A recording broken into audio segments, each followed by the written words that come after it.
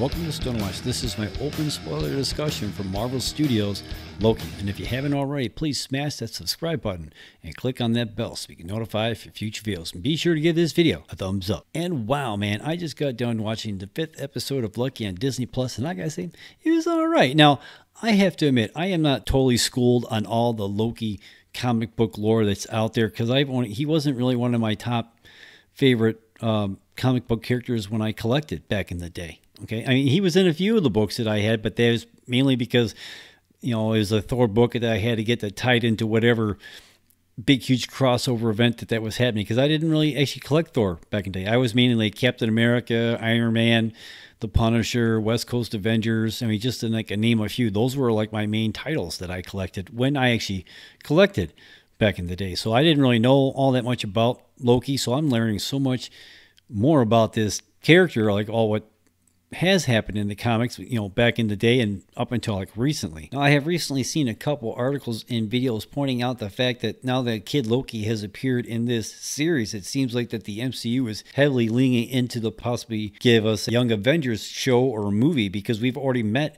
most of the characters in that on that team. We met Eli Bradley in the Falcon and Winter Soldier show, and the twins were in WandaVision, right? And now we've got Kid Loki in Loki, and Kate Bishop is supposed to show up in the Hawkeye show coming up here, like I think in the fall. So we almost got the whole entire team, and I believe isn't like Miss Marvel part of that team? Let me know what you think about that in the comments down below.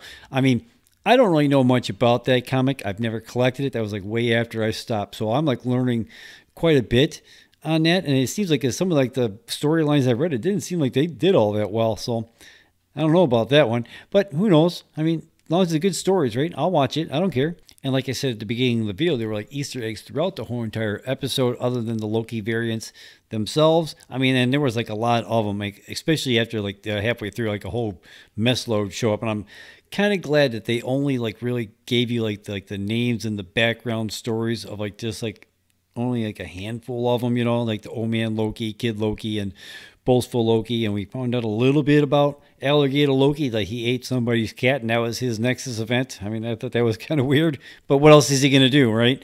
And I'm kind of glad that that was like the only like time that they went really heavily into their like their backstories. Obviously, when like our Loki from the MCU goes to leave, and he finds himself looking at like, you know, President Loki, and I am not familiar with that comic book storyline at all either, but it was kind of cool. I mean, I was kind of disappointed with that one.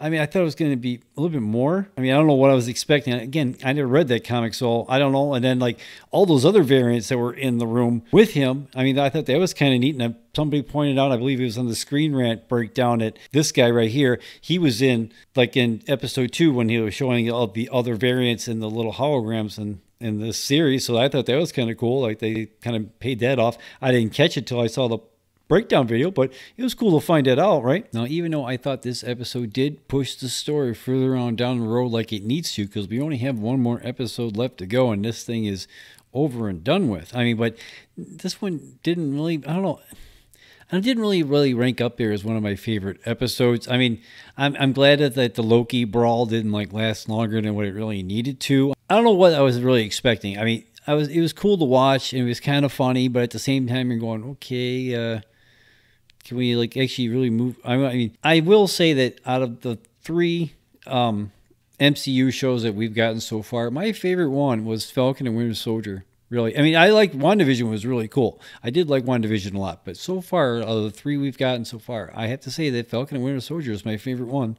I'm sorry. I mean, but maybe it's because that's like the comics that I was collecting back in the day, so I could relate to that stuff more. I don't know. Maybe it's just me. Let me just think about that in the comments down below. Man, I have to say it was cool to see that Mobius did actually survive from being pruned, or at least somewhat being survived from pruning. They go to this void that's at the end of the timeline, so they can pretty much die. I mean, that's what that Ilya smoke monster does. He pretty much kills like all the people that are sent there. Well, that was like one of the other Easter eggs in this episode, like the battleship that shows up, that's the USS Eldridge, a subject of an urban myth. Now, the myth says that the Navy brought this ship to dry dock to equip it with brand new technology to make it invisible to radar, and then it disappeared. Apparently, this is where it went. And then there's that 1984 classic starring Eddie and the Cruisers, Michael Parr, and Nancy Allen. So, I mean, that was like pretty cool Easter egg. I did not catch that when I saw it. I mean, I saw the battleship, but I didn't really think about it until I saw the breakdown video that Screen Crush did, and they pointed it out. And I'm going, oh, wow, that was a cool Easter egg. So Mobius is on his way back to the TVA. Loki and Sylvie have like enchanted Alioth and had him spread his smoke cloud, and they were able to see like this palace or castle thing at the end of this episode. Now, is that the people who are running the TVA, or is that going to be Kang? Is that going to be somebody else? It's really hard to say. Now, we only have one more episode left to go. Now they're gonna have to wrap this thing all up, unless there'll be like another season.